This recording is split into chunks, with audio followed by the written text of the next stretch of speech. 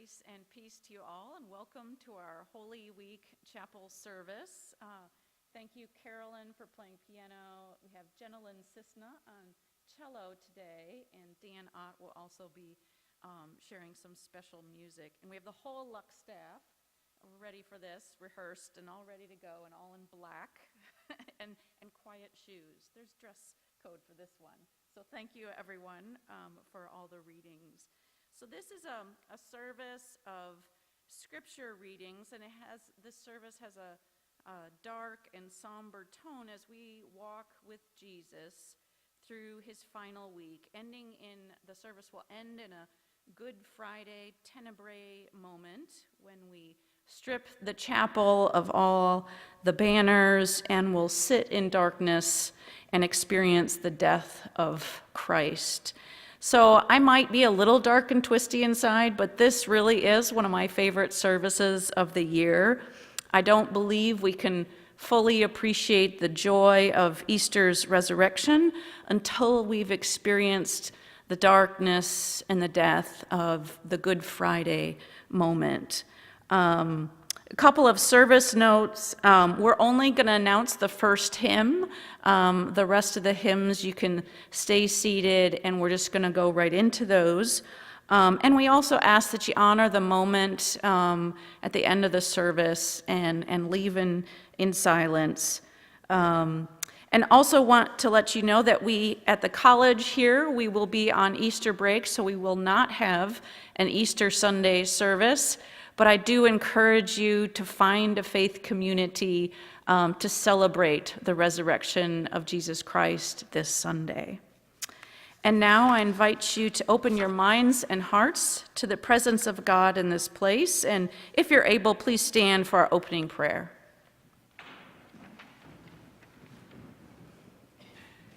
Let us pray. Merciful God, open our minds and our hearts to receiving your word today.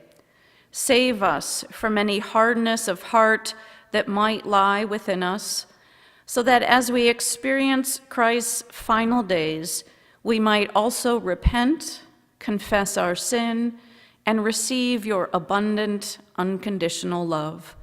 Bless us in this time of worship as we follow Christ to the cross. Amen. And now I'll invite you to sing hymn number 223, When I Survey the Wondrous Cross.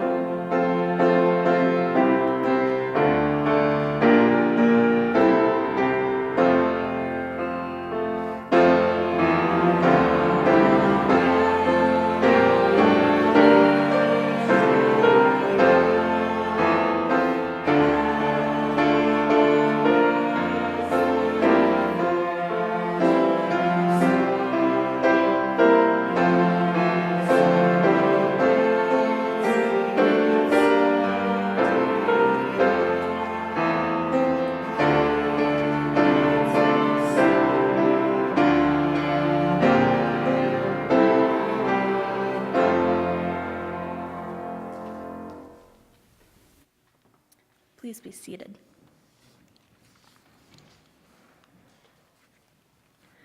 For today's reading, we remember how 6 days before the Passover, Jesus entered Bethany, where Lazarus, so recently raised from the dead, was living. Lazarus and his sisters invited Jesus to dinner at their home. Martha served. Lazarus was one of those sitting at the table with them. Mary came in with a jar of very expensive aromatic oils, anointed and massaged Jesus' feet, and then wiped them with her hair.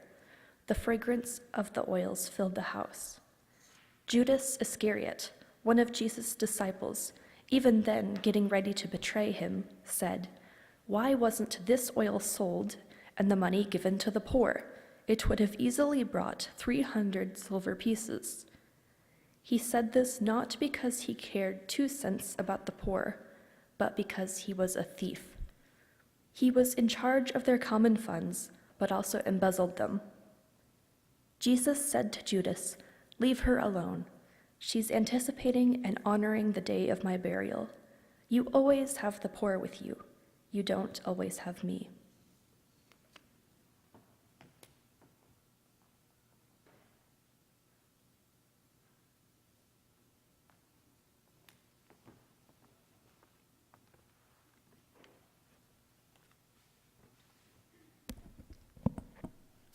On Tuesday of Holy Week, we read and remember Jesus' soul was troubled as the day his death approached.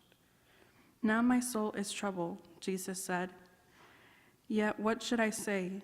Father, save me from this hour? No, it is for this reason that I have come to this hour. Father, glorify your name." Then a voice came from heaven. "I have glorified it, and I will glorify it again." The crowd that was standing there heard this voice and said that it must have been thunder. Others said, "An angel has spoken to him." But Jesus said, "The voice didn't come for me, but for you." At this moment, the world is in crisis.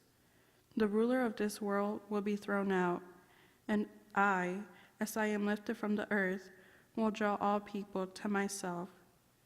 Jesus said this to indicate the kind of death he was going to die. But the people in the crowd answered him, "We heard from God's law that the Messiah lasts forever. How can it be then that the Son of the Man must be lifted up? And who is this Son of Man?" Jesus said to them, "The light is with you for a little longer. Walk while you have the light, so that the darkness may not overtake you. If you walk in the darkness, you do not know where you are going. While you have the light, believe in the light, so that you may become children of the light."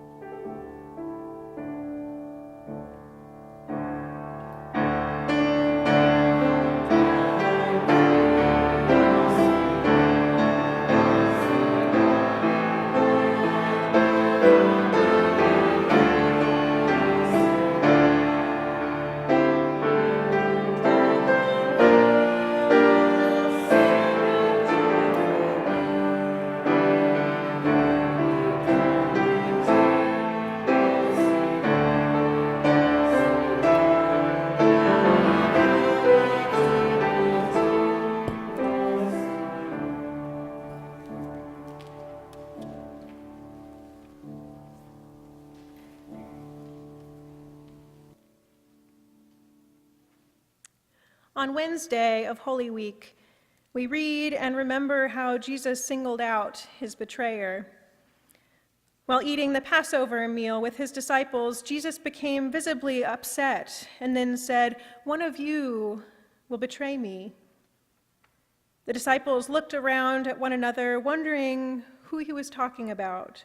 One of the disciples, the one Jesus loved dearly, was reclining against him, his head on his shoulder. Peter motioned to him to ask who Jesus might be talking about. So he said, "Master, who?" Jesus said, "The one to whom I give this crust of bread after I've dipped it." Then Jesus dipped the crust and gave it to Judas, son of Simon Iscariot.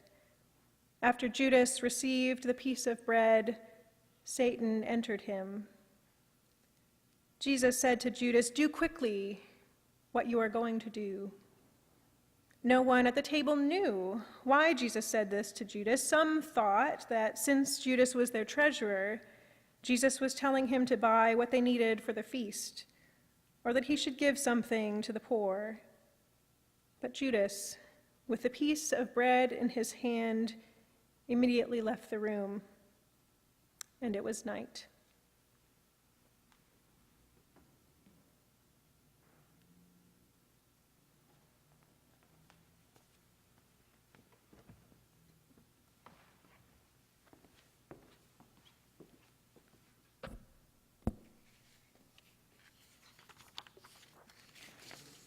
On Maundy Thursday, we read and remember how Jesus ate his last Passover meal with his disciples. During the supper, Jesus, knowing that he had come from God and was going back to God, got up from the table, set aside his robe, and tied a towel around himself. Then he poured water into a basin and began to wash the feet of the disciples and dry them with the towel. When he got to Simon Peter, Peter said, "Master, you will never wash my feet." But Jesus said to him, "Unless I wash you, you have no share with me." Simon Peter responded, "Lord, not my feet only, but also my hands and my head."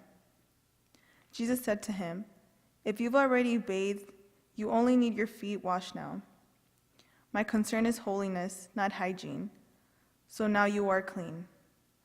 After he had finished washing the disciples' feet, he took his robe, put it back on, and went back to his place at the table. Then he said, "Do you understand what I have done to you? You address me as teacher and master, and rightly so. That is who I am. So if I, the master and teacher, washed your feet, you must now wash each other's feet. What I've done, you do. My children, I am with you only a little longer. So I give you a new commandment, that you love one another. Just as I have loved you, you also should love one another."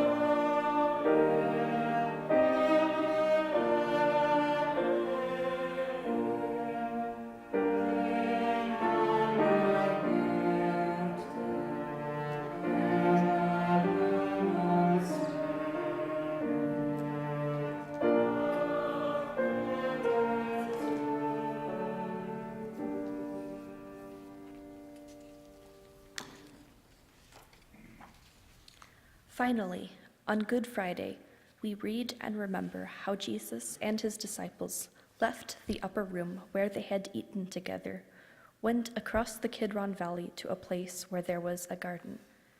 Judas, his betrayer, knew the place because Jesus and his disciples went there often.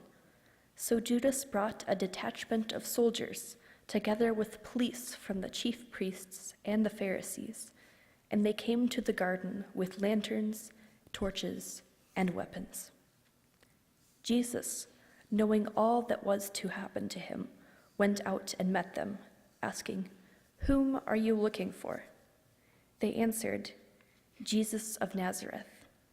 Jesus replied, "I am he."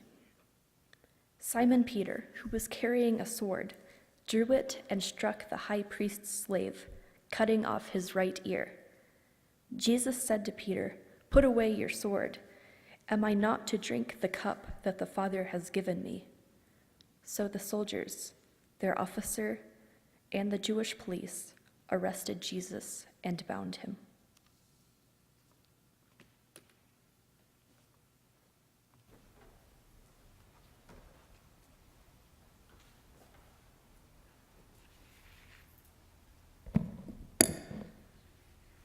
They took Jesus to Pilate's headquarters, the Roman governor. Pilate came out and said to them, "What charge do you bring against this man?" They answered, "If this man were not a criminal, we would not have handed him over to you." Pilate said to them, "Take him yourselves and judge him according to your law." But the Jews replied, "We are not permitted to put anyone to death." Then Pilate summoned Jesus and asked him, "Are you the king of the Jews?" Jesus answered, "Are you asking this on your own, or did others tell you about me?" Pilate replied, "I am not a Jew, am I? Your people and your high priest have handed you over to me. What have you done?" Jesus answered him, "My kingdom is not from this world. If my kingdom were from this world, my followers would be fighting to keep me from being handed over to the Jews. But as it is, my kingdom is not from here." Pilate went out to the Jews and told them, "I find no case against this man. It's your custom that I pardon one prisoner at Passover.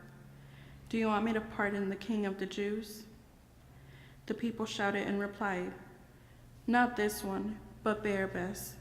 Barabbas was a bandit.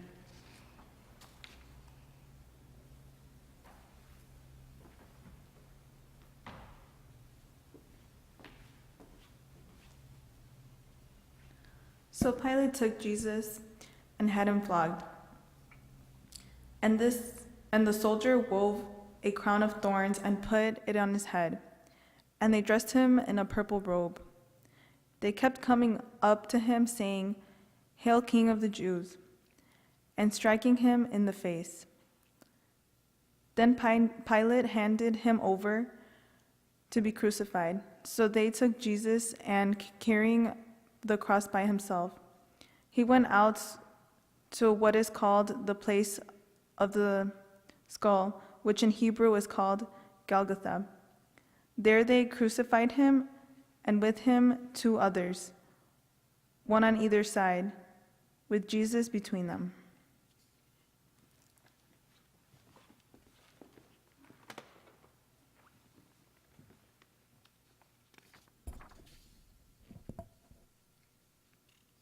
Pilate also had a sign written and put it on the cross. It read, "Jesus of Nazareth, the King of the Jews." Many of the Jews read this sign because the place where Jesus was crucified was right next to the city. When the soldiers had crucified Jesus, they took his clothes and divided them up 4 ways, to each soldier a fourth. Meanwhile, standing near the cross of Jesus were his mother and his mother's sister, Mary, the wife of Clopas, and Mary Magdalene. When Jesus saw his mother and the disciple whom he loved standing beside her, he said to his mother, "Woman, here is your son." Then he said to the disciple, "Here is your mother." And from that hour, the disciple took her into his own home. After this, when Jesus knew that all was now finished, he said, "I am thirsty." A jar full of sour wine was standing there, so they put a sponge full of the wine on a branch of hyssop and held it to his mouth. When Jesus had received the wine, he said, "It is finished." Then he bowed his head and gave up his spirit.